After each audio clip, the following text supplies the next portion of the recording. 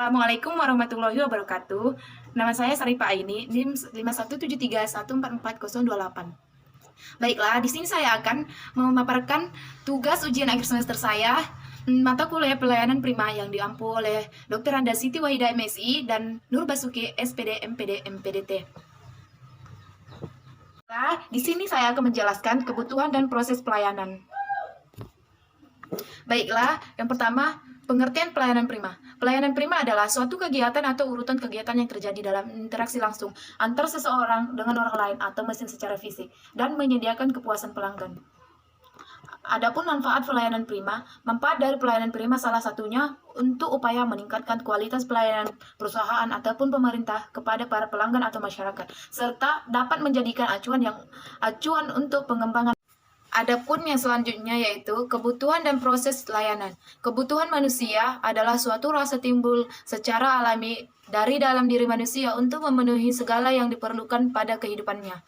Kebutuhan-kebutuhan ini kemudian memunculkan keinginan manusia untuk memperoleh suatu yang dibutuhkan tersebut sebagai alat permuas kebutuhan lainnya. 1. Penyedia layanan. Penyedia layanan atau service provider adalah pihak yang dapat memberikan suatu layanan tertentu kepada konsumen. 2. Penerimaan layanan. Penerimaan layanan atau service receiver adalah mereka yang disebut sebagai konsumen atau pelanggan yang menerima layanan dari para penyedia layanan. Selanjutnya, saya akan menjelaskan pengetahuan dasar komunikasi. Adapun komunikasi itu ada dua. Yang pertama itu pengertian komunikasi kelompok. Yang kedua, ciri-ciri atau klasifikasi komunikasi kelompok. 3. Pengaruh kelompok pada perilaku komunikasi. Yang pertama itu konformitas, yang kedua fasilitas sosial, yang ketiga polarisasi. Selanjutnya, D. Faktor-faktor yang mempengaruhi keefektifan kelompok. Ada dua. Yang pertama, faktor situasional karakteristik kelompok. 2. B. Faktor personal karakteristik kelompok.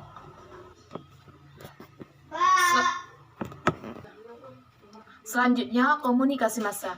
Yang pertama, pengertian komunikasi massa. Yang kedua, unsur-unsur komunikasi massa. Yang ketiga, karakteristik komunikasi massa. Dan keempat, efek komunikasi massa. Kelima, tujuan teori komunikasi massa. Selanjutnya, psikologi sosial. A. Psikologi sosial. Definisi psikologi sosial. Banyak ahli yang mengemukakan mengenai definisi psikologi sosial. Di antaranya Baron dan Bainer mengemukakan bahwa psikologi sosial adalah bidang kajian ilmiah yang bertujuan memahami seluk-beluk dan penyebab perilaku individu di dalam situasi sosial. Adapun kajian psikologi sosial antara lain meliputi A. Proses seseorang senang terhadap orang lain. B. Konflik, kompetisi, dan kerjasama antara individu. C. Pengaruh sikap terhadap perilaku, pembentukan sikap, dan perubahan sikap. D. Bagaimana individu mempengaruhi dan terpengaruh oleh orang lain, serta perilaku individu dalam kelompok. B. Metodologi penelitian psikologi sosial.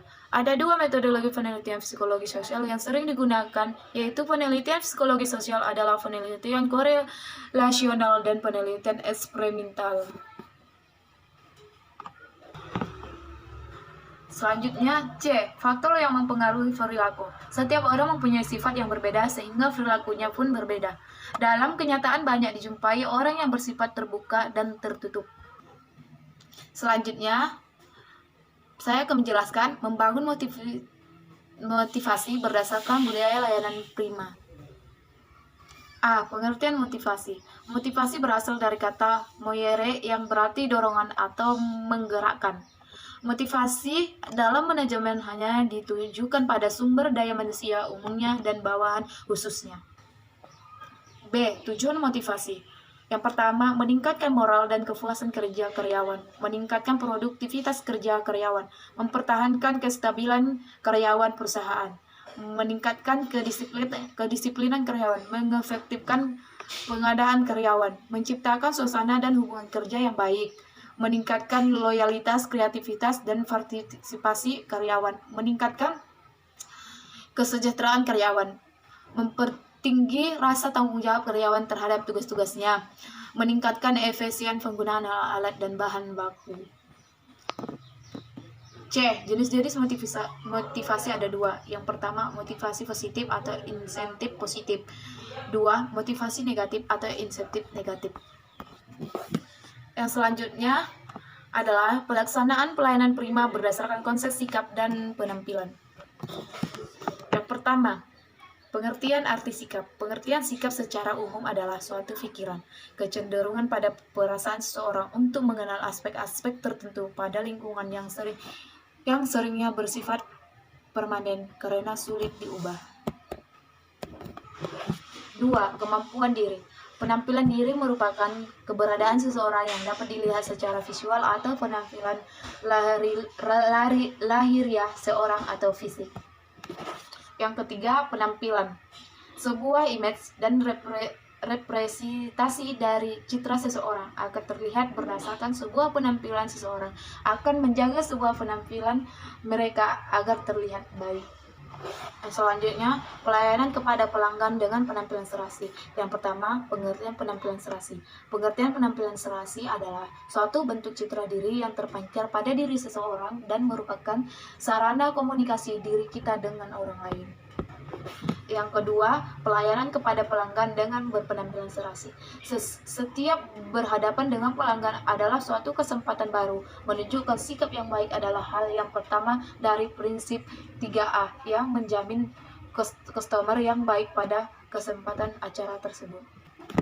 Selanjutnya, pelayanan kepada pelanggan dengan berpikir positif. Yang pertama, tidak bersikap a priori. Pelayanan atau pedagang yang melayani pelanggan dengan sikap a priori menunjukkan bahwa ia tidak menggunakan cara berpikiran yang positif. Yang kedua, tidak memanfaatkan kelemahan pelanggan. Melayani pelanggan dengan cara berpikir positif juga dapat dilakukan dengan tidak mencari atau memanfaatkan kelemahan kolega atau pelanggan.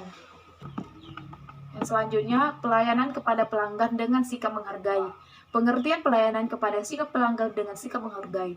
Melayani pelanggan dengan sikap menghargai adalah melaksanakan pelayanan prima berdasarkan sikap dapat pula dilakukan dengan cara melayani kolega dan pelanggan dengan sikap menghargai. Adapun prinsip-prinsip yang perlu diperhatikan oleh pelayan atau penjual dalam melayani kolega atau pelanggan dengan sikap menghargai.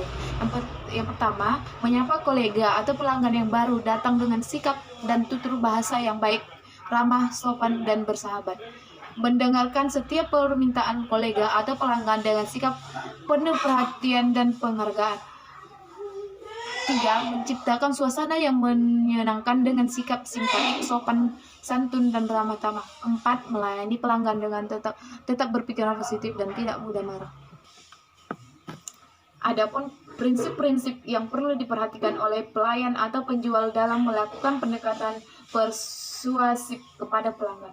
Yang pertama, memberi perhatian kepada pelanggan dengan menggunakan tutur bahasa yang baik dan menarik.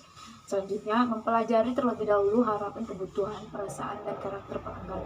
Yang ketiga, mendengarkan pendapat pelanggan dengan ramah dan penuh perhatian, kemudian menjelaskan manfaat produk yang telah menjadi perhatiannya. Yang terakhir adalah kesimpulan. Pelayanan prima merupakan terjemahan dari istilah excellent service yang secara harfiah berarti pelayanan yang sangat baik atau pelayanan yang terbaik. Sekian yang dapat saya sampaikan. Wassalamualaikum warahmatullahi wabarakatuh. Selamat siang. Bye.